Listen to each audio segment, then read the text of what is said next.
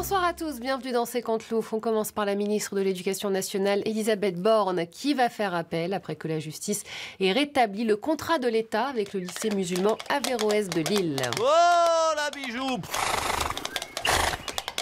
Stop, on s'arrête là.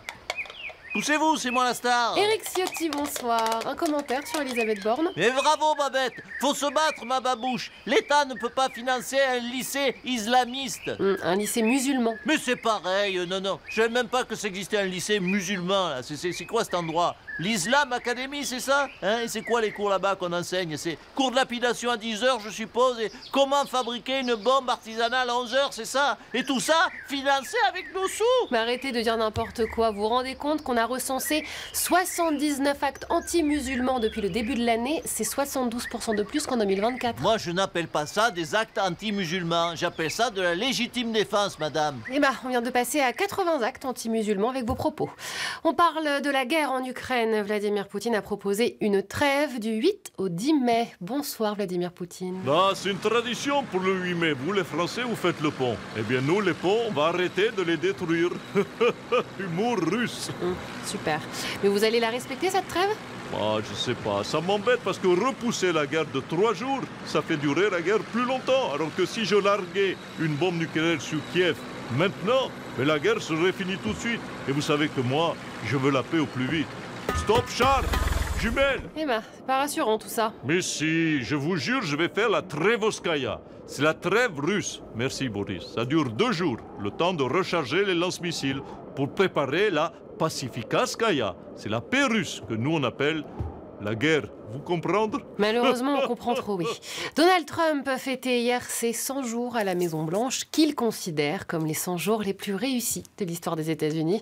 Tout de suite, il revient sur tous ses succès. Regardez.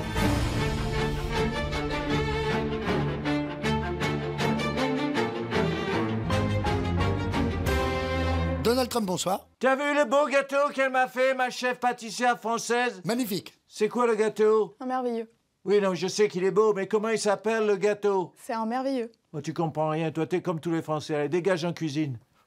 Bon, alors pendant votre campagne, vous aviez promis que vous feriez baisser les prix des produits alimentaires dès votre arrivée. Eh bien, 100 jours après, ils ont augmenté. Justement, le but d'une promesse, c'est de pas la tenir, non? Bah non. Ah bon? Pourtant, moi, à mon mariage, j'avais promis d'être fidèle à Mélania, et bien 100 jours après, j'étais avec une actrice porno. Très classe. Alors, pour vos 100 jours, vous avez mis sur la pelouse de la Maison-Blanche les visages des immigrés que vous avez expulsés depuis le 20 janvier. Yeah, pour fêter mes 100 jours, je suis revenu à la base, back to basic. Je reviens à ce que je sais faire de mieux, le racisme. Oui, justement, sur l'immigration, c'est pareil. Vous aviez promis d'expulser 1 million de sans-papiers et vous en avez expulsé 123 000 seulement. On rajoute la guerre en Ukraine que vous n'avez pas stoppée, le conflit israélo-palestinien non plus. Donc concrètement, qu'est-ce qui s'est amélioré en 100 jours? Mon swing au golf, il est de mieux en mieux et au final, est-ce que c'est pas ça le plus important? S'il pouvait juste devenir golfeur pro, ça nous arrangerait. Pour parler de la une de Valeurs Actuelles, Cyril Hanouna est notre invité ce soir. Cyril Hanouna, bonsoir. Valeurs Actuelles annonçait que vous alliez être candidat en 2027, mais vous avez dit hier que c'était une blague. C'était une blague. Je vous ai dit que c'était un piège, bien sûr.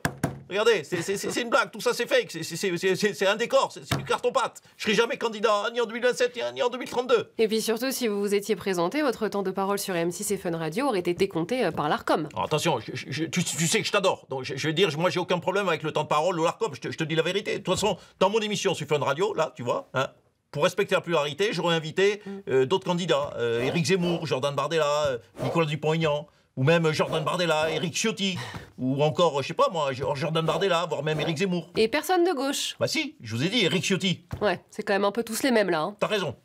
Toi, je t'adore parce que au moins tu dis les choses, t'as raison, il manque une femme pour amener un peu de douceur. Ben voilà, pareil au maréchal. Il a bien fait de ne pas y aller. Jordan Bardella, mais qu'est-ce que c'est que cette tenue? Bah écoutez, en allant à l'enterrement du pape, j'ai eu une révélation. Ah oui, c'est un vrai virage ça. Une réaction à cette blague, Hanouna 2027 de Valeurs Actuelles?